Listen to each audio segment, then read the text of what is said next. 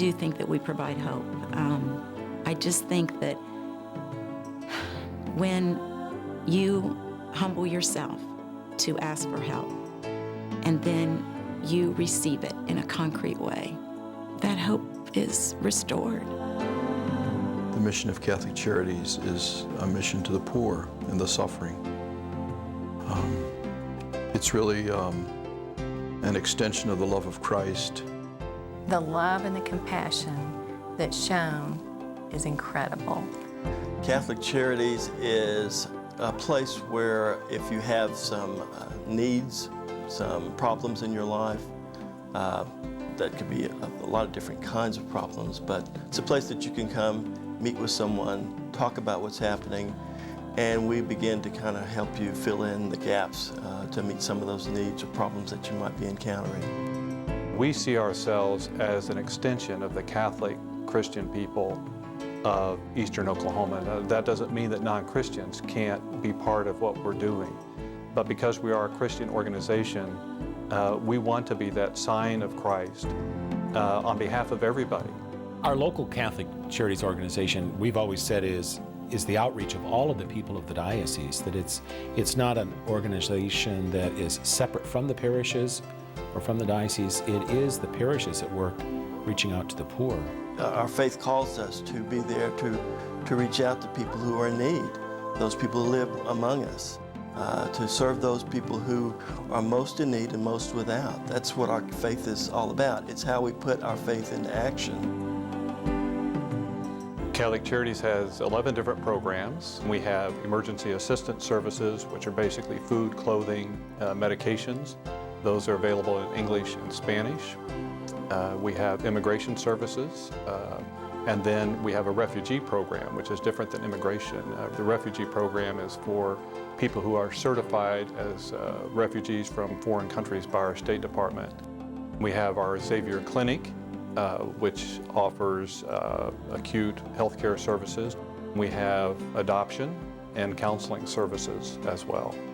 And then we have residential programs. We have one for people with AIDS. One of our residential programs, Madonna House, is for women who are pregnant. And then our third residential program is St. Elizabeth Lodge for families with children.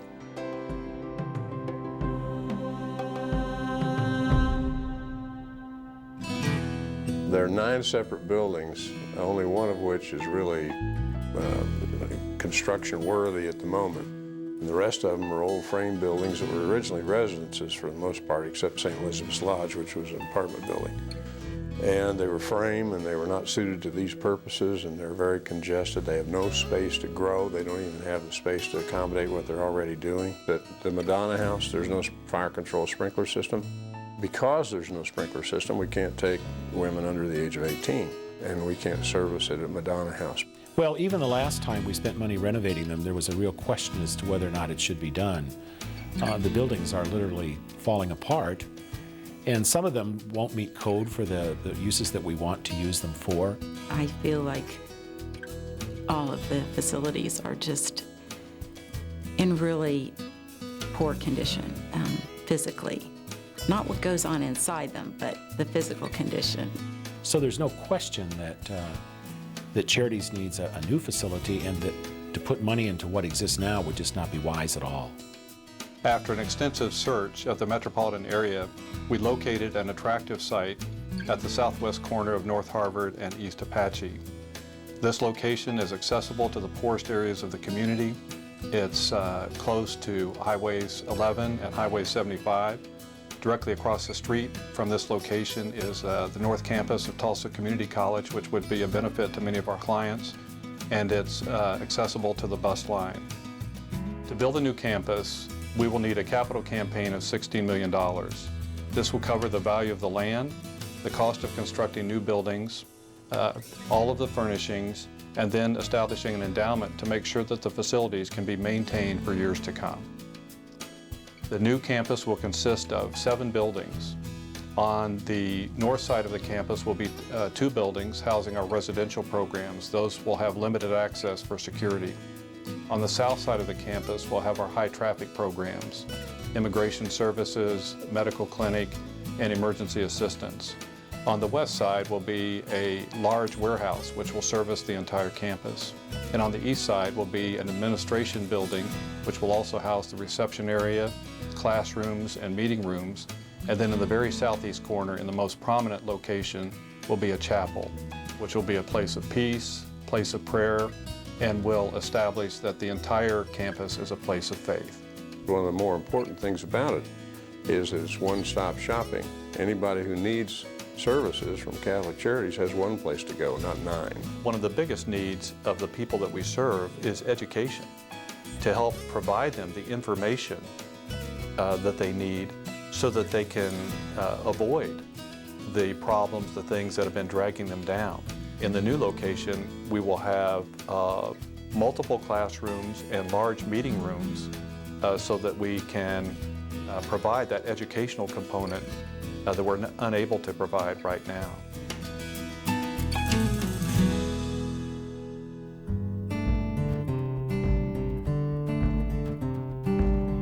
Catholic Charities is a gift to Tulsa because of the fact that over 90% of our clients are non-Catholic. And so we're really reaching out to people no matter what their faith is, no matter what their nationality is, no matter what their situation is. We just have to be prayerful about where and to whom we give. There are so many good agencies, so many good ministries, and I just feel that Catholic Charities, for me, is at the top of that list. The thing that I would tell people is that through supporting the capital campaign for Catholic Charities to construct its new facilities, people will be laying the foundation for services and facilities that will be available for the next 50 years. In the past, every time Catholic Charities has started a new program and has needed additional space, it has simply bought an old building. We've never had a capital campaign that really addressed the comprehensive needs of Catholic Charities and represented an attempt to establish a future.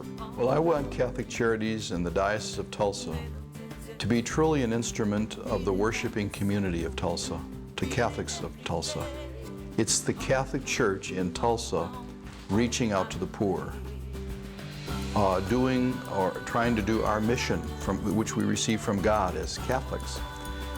Well, that's why I think it's important that all of the money be donated, be actually contributions from the community, from individuals who want to do some good for the poor and fulfill their own mission that they've been given by God. For us to have a future, we need your active involvement. We need your prayers, we need your efforts as volunteers, and we need your financial support so that the future of Catholic Charities can become a reality. The other day I had a phone call from a woman who said that she had been carrying around the number for Catholic Charities in her billfold for 4.5 years. And when she called, she broke into tears. It's hard to measure those things and how much it really means to people. But I've seen lives changed. Love is never abstract. We can talk about love, but love is always specific, always concrete, always touches another person. The poor and the needy give to us as much as we give to them. Once we realize that, once we really can ponder that and just know that, then that's the beauty of the gift.